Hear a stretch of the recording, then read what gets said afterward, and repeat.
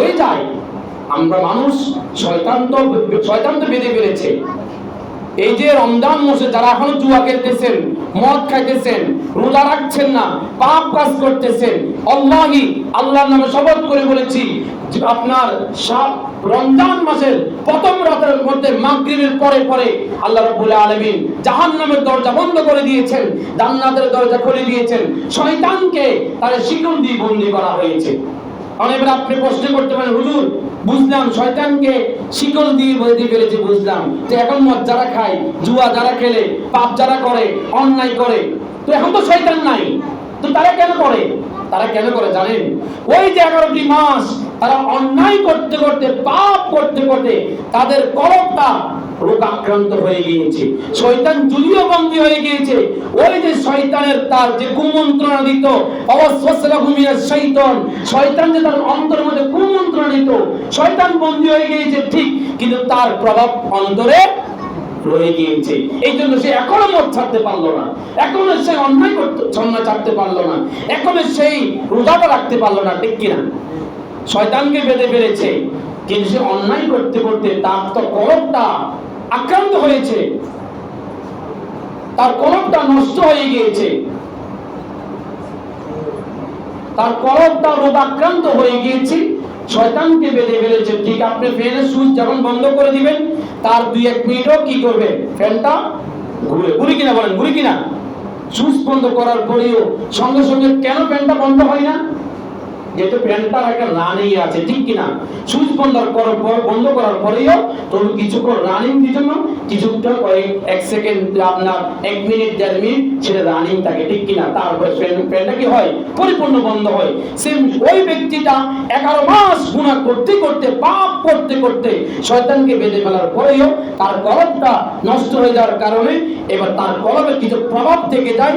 এই জন্য সে একটি মাসেও, রমজান মাস পাওয়ার পরেও সে রমজানকে সে কদর করলো না, রমজান মাস পাওয়ার পরেও তার ভিতরে অনুভূতি জাগলো না, তার ভিতরে বিবেকটা জাগলো না। খালি আমি যে অন্যায় করতেছি রমজান মাস, আমি যে আমার পণ্যগুলোকে জব্দ করে মানুষ থেকে বেশি দামে বিক্রি করতেছি, এটা একটা অন্যায়। সে কিন্তু তার বিবেক তার ভিতরে জাগ্রত হয়ে গেছে। সেই 11টি মাস অন্যায় করতে করতে তার বিবেক নষ্ট হয়ে গিয়েছে, তার কলব নষ্ট হয়েছে। আল্লাহ রাব্বুল আলামিন এদের ব্যাপারে সূরা বাকারার 76 নম্বর আয়াতের মধ্যে বলেছেন, খাতামাল্লাহু আলা কুলুবিহিম ওয়া আলা সামঈহিম ওয়া আলা আবসারিহিম গিশাওয়াতুন ওয়া লাহুম আযাবুন আযীম। আল্লাহ বলেছেন তারা কুফর করার কারণে, তারা অন্যায় করার কারণে, পাপ করার কারণে আমি রব্বুল আলামিন তাদের কলবের মধ্যে মোহর মেরে দিয়েছি, আমি রব্বুল আলামিন তাদের চোখের মধ্যে মোহর মেরে দিয়েছি, আমি রব্বুল আলামিন তাদের বিবেকের মধ্যে মোহর মেরে দিয়েছি। তারা সত্য দেখার পরেও সত্যকে অনুধাবন করবে না, সত্য শোনার পরেও তারা কলবের মধ্যে সত্য অনুধাবন করতে পারবে না, তারা সত্য শোনার পরেও তারা সত্য শুনবে না। কেন? তারা অতিমাত্রায় কুফরি করার কারণে, পাপ করার কারণে, অন্যায় করার কারণে, জুলুম করার কারণে খাতামাল্লাহু আলা কুলুবিহিম, আমি আল্লাহ বলেন তাদের কলবের মধ্যে মোহর মেরে দিয়েছি, ওয়া আলা সামঈহিম, আমি তাদের কানের মধ্যে মোহর মেরে দিয়েছি, ওয়া আলা আবসারিহিম, আমি রব্বুল আলামিন তাদের চোখকে দেখার মধ্যে, চোখের মধ্যে মোহর মেরে দিয়েছি, ওয়ালাহুম আযাবুন আযীম। ও রাসূল আপনি তাদেরকে বলেন তাদের জন্য কঠিন আযাব আমি তাদের জন্য অপেক্ষমান করে রেখেছি। আল্লাহ রাব্বুল আলামিন সূরা নাবার শেষ আয়াতে বললেন, ওয়া ইয়াকুলুল কাফিরু ইয়া লাইতানি কুনতু তুরাবা। সেদিন তারা তাদের পাপ দেখে, সেদিন তাদের অন্যায় দুনিয়ার কিছু কর্মগুলো তারা দেখে, তারা সেদিন আফসোস করে বলবেন, ওয়ায়াকুলুল কাফিরু, সেদিন কাফিররা বলবেন, পাপীরা বলবেন, ইয়া লাইতানি কুনতু তুরাবা, আরে আজকে আমরা যদি মাটি হয়ে যাইতাম কত না ভালো হতো। সেদিন তারা তাদের দুনিয়ার কিছু কর্ম দেখে, তারা তাদের দুনিয়ার পাপ দেখে, ফলগুলো দেখে তারা আফসোস করে বলবেন, ওয়ায়াকুলুল কাফিরু ইয়া লাইতানি কুনতু তুরাবা, আরে আজকে আমি যদি মাটি হয়ে যেতাম, আল্লাহ তাআলা যে আজকে আমাকে মাটি করে ফেলতো কত না আমার জন্য ভালো হতো। তারা বঞ্চনা নেবেন, সেটা আফসোস করবেন। ইয়াকুল ইয়া লাইতানি কদ্দামতু লিহায়াতি, সেদিন তারা বুঝবেন তারা কি করেছেন, সেদিন তারা বুঝবেন তারা কি করেছেন, কি করে রেখেছেন। সব কিছু তাদের বিরুদ্ধে যখন সাক্ষী দিবে, সেদিন তাদের আমল নামাকে যখন তাদের হাতের মধ্যে দেওয়া হবে, তারা আফসোস করে এই কথা বলবেন, ওয়া কুলুল কাফিরু ইয়া লাইতানি কুনতু তুরাবা, আরে আজকে আমি যদি মানুষ না হতাম, আল্লাহ তাআলা আমাকে মানুষ না বানাইতো, গরু বানাইতো, আল্লাহ তাআলা আমাকে যদি মানুষ না বানাইতো, ছাগল বানাইতো, আমাকে যদি পাখি বানাইতো, আমাকে যদি গাছপালা বানাইতো, কত না আমার জন্য ভালো হতো। কুনতু তুরাবা, আজকে যে আমাকে মাটি করতো, কতটা আমার জন্য ভালো হতো।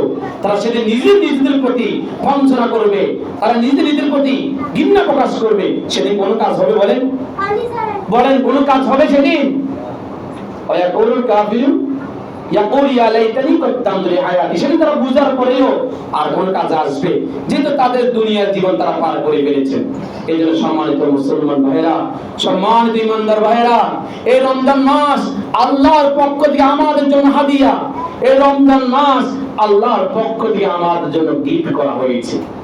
কেন করেছেন জানেন? শাহরুর রমাদানাল্লাযী উনজিলা ফীহিল কুরআনু হুদাল লিন-নাস, এই মাসটাকে সম্মানিত এই জন্য করেছেন, কোরআন নাজিল করেছেন বিদায়।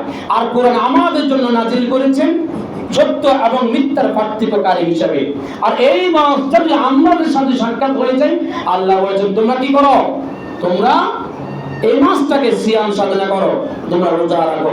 তারপর সর্বশেষ আল্লাহ বললেন ইরিদুল্লাহু বিকুমুল ইসরা ওয়া লা ইরিদু বিকুমুল উসরা, বান্দারে আমি তোমাদের জন্য কঠিন কিছু চাপাই দিই নাই, তোমাদের জন্য কঠিন বোঝা চাপাই দিই নাই, যা তুমি পারবে না তা তুমি তোমার উপর আমি চাপাই দিই নাই।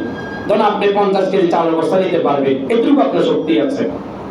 এখন আপনি যদি আপনার 200 কেজি আর একটা চালের বস্তা আপনি নিতে পারবেন? বলেন নিতে পারবেন? বলেন নিতে পারবেন?